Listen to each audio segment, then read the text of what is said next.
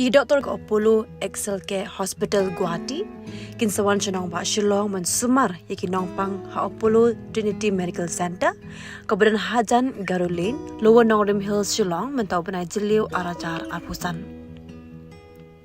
Kini Dr. Kikintop Dr. Manoj Kumar Saikia na ke AIMS New Delhi sumar ke jingpang Shadem ke jingchitam ke jingring bat pniar mensiam ke jingpang jingam haki khalung ke jingpang klongsnam nadu badangkha kajing po yu klong snam kajing pang hakitor ba kajing pang haki benta ba syapo jong klong snam u Dr. Prashant Kumar Rai udi basumari ki badan jing pang double air kajing shitam haki benta ka kpo kajing shitam hau khalai nakadaw ka kiat kajing sop klen hau khalai kajing pang badan mau hau ksang kajing pang hau khalai ba kajing mong haki benta jong kasnir u Dr. Kiran Kamala Sana udi buju sumari kajing pang kum kajing shitam hakitor kajing citam haka kli bat rendang, kajing citam haki snir, kajing citam haka syadam, kajing citam haki kintai, kajing citam haka jilai penji, bat kajing citam haki mat.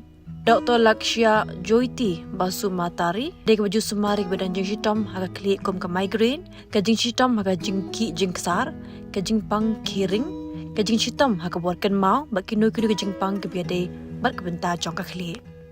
Nolong kini, naka Apollo Excel ke Hospital Guwahati ke Dr. Kasturi Hazarika kepada ke Department of Rheumatology, Immunology kan sawan chanong ba Shillong ban sumar yakin nongpang. Hau ni ubnai jiliu kata haka khandai tereng, kat ara tereng, kat lai tereng, bat kat saw tereng. Kini ke doktor kan sepet nongpang naduk kapor kat UBJ Minstep haduk kapor RBJ Nosngi. Kini ke doktor kilong ke Dr.